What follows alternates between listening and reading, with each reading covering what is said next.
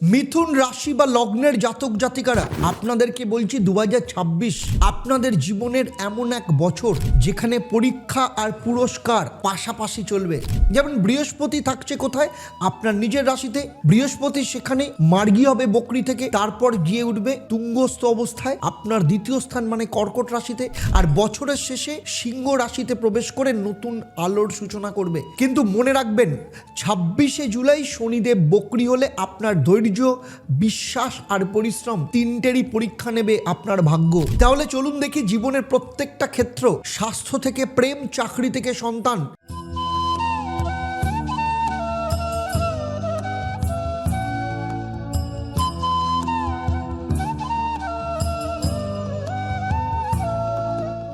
ওম হরি ব্রহ্মা। নমস্কার, আমি জ্যোতিষগুরু আচার্য দেবদত্ত। দীর্ঘ 27 বছরের প্রফেশনাল এক্সপিরিয়েন্স এবং শুধু পশ্চিমবঙ্গ বা ভারতবর্ষ নয়, সারা পৃথিবী জুড়ে রয়েছে আমার 1.5 লক্ষের ওপর সন্তুষ্ট ক্লায়েন্ট। তাদের যে বিশ্বাস, আশা, ভরসা এবং যে পথ দিয়ে তারা সফলতার চূড়ান্ত সীমায় পৌঁছেছে, সমস্ত কিছু আমি আপনাদের সাথে ভাগ করে নেব। আমার এই আলোচনা আপনার জন্মরাশি বা লগ্ন এবং 2026-এ যে গ্রহদের গোচর তার উপর কিন্তু নির্ভর করে। মিথুন রাশি বা লগ্নের জাতক জাতিকা হলেও অন্য মিথুন রাশি বা লগ্নের জাতক জাতিকাদের থেকে আপনার জন্মছক আলাদা। সেখানে নবগ্রহের অবস্থান, আপনার বর্তমানে যে সময় অর্থাৎ মহাদশা, অন্তর্দশা, প্রত্যন্তর্দশা কি চলছে সেটাও আলাদা। প্লাস আপনার হাত এবং আপনার যে বাস্তু যেখানে থাকেন, এই সমস্ত কিছুর পারমুটেশন কম্বিনেশনের ওপর নির্ভর করে আপনি কতটা ফল পাবেন কিংবা কতটা ফল পাবেন না। তাই আমার এই আলোচনার মধ্য দিয়ে যদি কোথাও আপনার মনে হয় যে আপনার জীবনের সাথে মিলছে না, তাহলে বলবো আপনার কাছে দুটো রাস্তা। হয় আপনি কাউকে দিয়ে ইমিডিয়েট আপনার জন্মছক, আপনার হাত এবং বাস্তুটাকে বিচার করিয়ে নিন, আর না হলে চলে আসুন শনিবার দিন সন্ধেবেলা 6:30 লাইভ ফোনের অনুষ্ঠানে, যেখানে আমি আপনাকে জানাবো এক্স্যাক্টলি সমস্যাটা কোথায় রয়েছে এবং কেন আপনি সঠিক সময় সঠিক ফল পাচ্ছেন না এবং তার পাওয়ার রাস্তাটা কি। আর যারা প্রথমবার এসছেন আমার চ্যানেলে, আমি বলবো চ্যানেলটাকে সাবস্ক্রাইব করার সাথে সাথে নোটিফিকেশন বেল আইকনটাকে প্রেস করবেন। আর যদি ফেসবুক পেজে দেখেন, অবশ্যই পেজটাকে লাইক এবং ফলো করতে ভুলবেন না। চলুন এবার দেখে নিই জীবনের প্রতিটা ক্ষেত্র, অর্থাৎ স্বাস্থ্য থেকে প্রেম, চাকরি থেকে সন্তান, 2026 সাল আপনার জীবনে কেমন যেতে চলেছে। চলুন প্রথমেই চলে আসবো আপনার জীবনের সব থেকে বড় সম্পদ, সেটা হচ্ছে স্বাস্থ্য।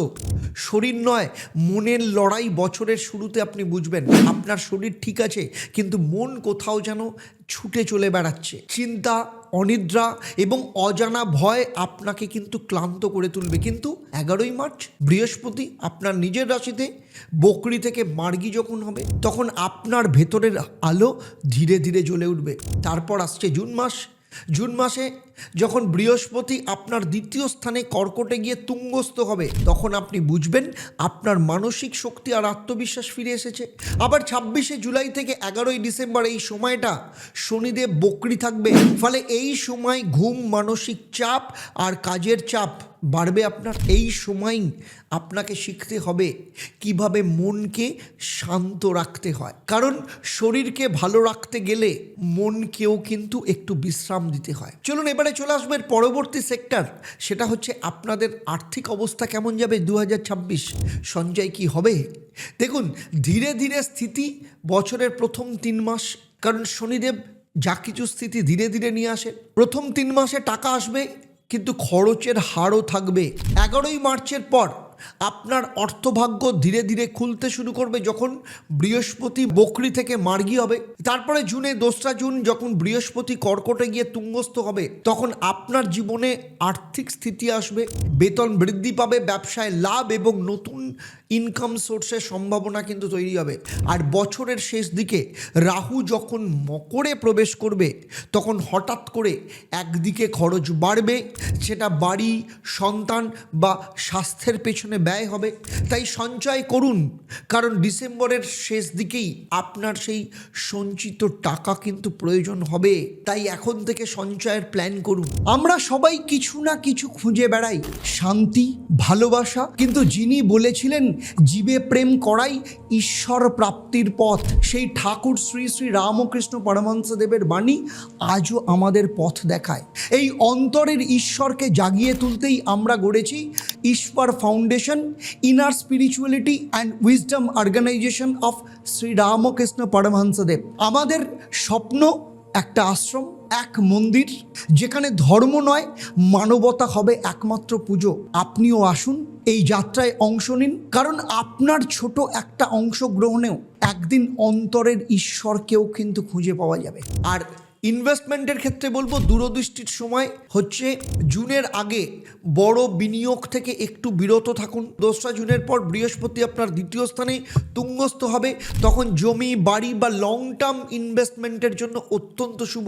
আবার 31শে অক্টোবরের পর বৃহস্পতি যখন সিংহে যাবে আপনার তৃতীয় স্থানে, তখন আপনার সাহস বাড়বে, আপনি নতুন কোনো উদ্যোগ বা ব্যবসা শুরু করতে চাইবেন এই সময়। তবে ডিসেম্বর মাসে রাহু এবং কেতুর পরিবর্তনের সময় আপনার বিনিয়োগের পরিকল্পনা একবার পুনর্বিবেচনা করে নেবেন কি, কারণ হঠকারিতার মাথায় কোনো সিদ্ধান্ত নেবেন না। যা দ্রুত লাভের, হঠাৎ করে লাভ পাওয়া যাবে, খুব তাড়াতাড়ি লাভ পাওয়া যাবে, সেই সমস্ত স্কিম থেকে নিজেকে দূরে সরিয়ে রাখ। চলুন এবারে কথা বলবো সেই সব জাতক জাতিকা মিথুন রাশির যারা স্টুডেন্ট রয়েছে। এই স্টুডেন্টদের ক্ষেত্রে আত্মবিশ্বাসী চাবিকাঠি। 2026 সালের শুরুতে ছাত্রছাত্রীদের ক্ষেত্রে মনোযোগ একটু হারাবে, বাইরের চাপ এবং ভয়ও বাড়বে, কিন্তু 11ই মার্চের পর বৃহস্পতি যখন মার্গী হবে নিজের রাশিতে, তখন কিন্তু আত্মবিশ্বাস ফিরে দেবে। ছাত্রছাত্রীদের মনোযোগ আবার বাড়বে, বিশেষ করে যারা কম্পিটিটিভ পরীক্ষা দিচ্ছে বা পরীক্ষার প্রস্তুতি নিচ্ছে তাদের ক্ষেত্রে কিন্তু 2রা জুনের পর থেকে তাদের যেমন ভালো, তেমনি যারা বিদেশে পড়াশোনার সুযোগ খুঁজছেন বা যারা বিদেশে পড়াশোনা করতে চাইছে তাদের ক্ষেত্রে কিন্তু যথেষ্ট ভালো ফল পাওয়া যাবে। যারা উচ্চশিক্ষা, টেকনোলজি বা রিসার্চ ওরিয়েন্টেড ক্ষেত্রে সাফল্য চাইছেন তাদের ক্ষেত্রে এই সময় সাফল্যের সম্ভাবনা প্রচুর পরিমাণে রয়েছে, কিন্তু দুটো ডেট মনে রাখবেন, সেটা হচ্ছে 26শে জুলাই থেকে 11ই ডিসেম্বরের মধ্যে শনিদেব বক্রী থাকায় চাপ এবং বিভ্রান্ত স্টুডেন্টদের মধ্যে বাড়বে। এই সময় একটাই অস্ত্র, সেটা হচ্ছে মনোযোগ এবং ধৈর্য। এবারে চলে আসবো লাভ লাইফের ক্ষেত্রে। লাভ লাইফের ক্ষেত্রে বলবো অনুভবের একটা পুনর্জন্ম হবে, কারণ 2026-এ আপনার প্রেম জীবনের গল্পে নতুন অধ্যায় শুরু হবে। বছরের শুরুতে সম্পর্কগুলো টানাপোড়েনের মধ্যে দিয়ে যাবে, ইগো, মিসআন্ডারস্ট্যান্ডিং আর ব্যস্ততা ভালোবাসার মধ্যে দূরত্ব তৈরি করবে, কিন্তু মার্চের পর বৃহস্পতি যখন মার্গী হবে তখন আপনাকে নতুন করে আপনার জীবনে প্রেমকে ফিরিয়ে নিয়ে আসবে। জুনের পর প্রেমের ক্ষেত্রে স্থায়িত্ব আসবে, পরিবারের সম্মতি পাওয়া যাবে, বাগদান পর্ব বা বিবাহের সম্ভাবনা কিন্তু এই সময় জোরালো হতে পারে। অক্টোবর থেকে ডিসেম্বর যারা নতুন সম্পর্কে যেতে চাইছেন তাদের ক্ষেত্রে সম্পর্ক কিন্তু যথেষ্ট গভীর হবে, কিন্তু পজিটিভনেস থেকেও কিন্তু সাবধানে থাকতে হবে, নাহলে সম্পর্ক কিন্তু খারাপ করে দিতে পারে। চলুন এবারে কথা বলবো সেই সব মিথুন রাশির জাতক জাতিকা যারা চাকরি করেন বা কেরিয়ারের চেষ্টা করছেন। নিজের জায়গা তৈরি করার বছর কিন্তু এটা, কারণ মিথুন রাশির জাতক জাতিকাদের 2026 সাল হচ্ছে নিজের পরিচয় গড়ার সময়। বছরের শুরুতে কাজের চাপ, বসের রাগ এবং অফিসের রাজনীতি আপনাকে একটু ক্লান্ত করবেই, কিন্তু 11ই মার্চের পর আপনার যে পরিশ্রম, সেই পরিশ্রমের ফল দেখতে শুরু করবেন। তারপরে 2রা জুন বৃহস্পতি যখন মিথুন রাশি ছেড়ে কর্কট রাশি দ্বিতীয় স্থানে তুঙ্গস্থ হবে, তখন আপনার কাজে মন বাড়বে, নতুন পদ, নতুন দায়িত্ব বা পদোন্নতির সম্ভাবনা জোরালো হবে। যারা চাকরি পরিবর্তন করতে চাইছেন তাদের ক্ষেত্রে বলবো অক্টোবরের পর সময় কিন্তু অত্যন্ত শুভ। তবে 26শে জুলাই থেকে 11ই ডিসেম্বর শনিদেব বক্রী থাকবে, বারবার এই সময়টা আমি মনে করিয়ে দিচ্ছি। তাই এই সময়টা নিজের সহকর্মী হোক, টিমমেট হোক, তাদের সাথে যে কোনো ধরনের বিবাদ এড়িয়ে চলুন। ধৈর্যই কিন্তু আপনার জীবনের সব থেকে বড় শক্তি হবে। চলুন এবারে কথা বলবো সেই সব জাতক জাতিকা যারা বিবাহ করতে চাইছেন কিংবা যারা অলরেডি বিবাহিত, দাম্পত্য জীবন কেমন যাবে।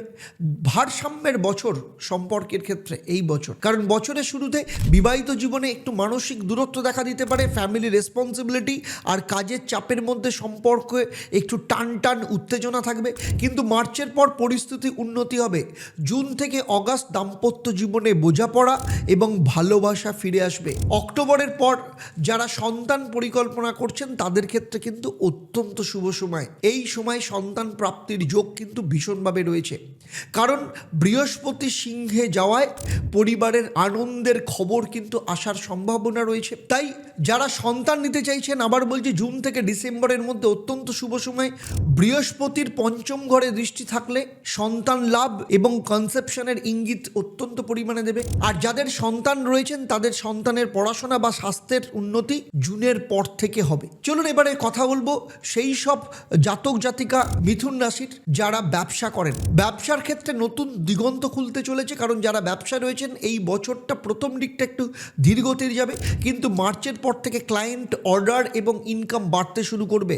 জুনের পর থেকে বৃহস্পতি যখন তুঙ্গ অবস্থান করবে তখন প্রজেক্ট, কন্ট্রাক্ট বা পার্টনারশিপের জন্য অত্যন্ত শুভ সময়। অক্টোবরের পর আপনার ব্যবসার নতুন দিগন্ত খুলবে, বিশেষ করে যারা ফুড, ট্রাভেল বা এডুকেশন কিংবা ডিজিটাল সেক্টরে রয়েছেন তাদের জন্য এই বছর কিন্তু এক্সপ্যানশনের বছর। তবে ডিসেম্বরের পর রাহু কেতুর এই যে পরিবর্তন, এই পরিবর্তনের সময় রিস্কটা এড়িয়ে চলুন, ধীরে পরিকল্পনা করুন। আর বিদেশ যাত্রা বা যারা বিদেশে সেটেলমেন্ট করতে চাইছেন, স্থায়ী হতে চাইছেন, তাদের ক্ষেত্রে বলবো যে মার্চ থেকে যে সময় আপনার পক্ষে যাবে, জুন থেকে অগাস্টের মধ্যে ফরেন কনসেন্ট্রেশন বা ওয়ার্ক ভিসার কিন্তু সম্ভাবনা প্রচণ্ড জোরালো পরিমাণে রয়েছে। আর যারা বিদেশ থেকে দেশে ফিরে নতুন কিছু শুরু করতে চান তাদের ক্ষেত্রে বলবো অক্টোবরের পর সেই সুযোগ আসবে। এইবারে আসবো আপনার আত্মার জাগরণের কথা। দেখুন, জীবনে যদি বারবার মনে হয় সব চেষ্টা করেও কিছু যেন আটকে যাচ্ছে, তাহলে বুঝবেন শুধু সময় নয়, আপনার ভেতরের শক্তিটাই কোথাও না কোথাও ঘুমিয়ে আছে। Ishwar inner spirituality and wisdom organisation of Shri Ramakrishna Paramahansadev, যেখানে রামকৃষ্ণ পরমহংসদেবের শিক্ষা মানুষকে শেখায় ভেতরের শক্তিকে চিনতে,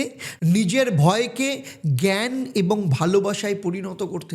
দেখুন, ঈশ্বর অর্গানাইজেশন নতুন কোনো ধর্মের কথা বলে না, এটা একটা আত্মজাগরণের আন্দোলন, যেখানে আপনি নিজের আলোকিত যে রূপ, রামকৃষ্ণ পরমহংসদেবের যে শিক্ষায় তার যে আদর্শ, সেই আদর্শের মাধ্যমে আপনি চিনতে পারবেন। তাই আজই ঈশ্বরের সদস্য হন, কারণ পরিবর্তন আগামীকাল নয়, শুরু হবে আজ এবং এখনই। তাই নিচের যে নাম্বার রয়েছে সেই নাম্বারে ফোন করে বিস্তারিতভাবে জেনে নিন আপনি কি করে ঈশ্বরের সাথে যুক্ত হতে পারবেন। প্রচুর চেষ্টা করছেন কিন্তু কিছুতেই চাকরি হচ্ছে না, কিংবা ব্যবসা করছেন, ব্যবসাতে প্রচুর লস হচ্ছে, কিছুতেই লাভের মুখ দেখতে পাচ্ছেন না, কিংবা আপনার সন্তানের বিয়ের চেষ্টা করছেন কিন্তু কিছুতেই বিয়ে হচ্ছে না, অথবা বিয়ে দিয়েছেন কিন্তু বিবাহিত জীবন অত্যন্ত খারাপ, ডিভোর্সের মুখোমুখি জায়গা দাঁড়িয়ে আছে, অথবা দীর্ঘদিন ধরে চেষ্টা করছেন কিন্তু ফলে কিছুতেই সন্তান সুখ আসছে না, নাকি আপনার সন্তান প্রচন্ড অবাধ্য, পড়াশোনা করছে না, কোনোভাবেই মন দিতে পারছে না, অথচ সামনে পরীক্ষা, কিছুতেই বুঝতে পারছেন না কি করবেন। যদি